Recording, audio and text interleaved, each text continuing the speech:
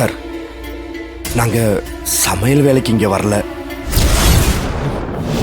எங்க அண்ணன் தான் இந்த கான்ட்ராக்டர் எடுத்திருப்பார் அப்படின்னு எங்களுக்கு தெரியாது. சொல்ல போனா உங்களுக்கு தான் கல்யாணம்னே எங்களுக்கு தெரியாது சார். வர்ற வழியில வண்டியில ஒரு பிரச்சனை.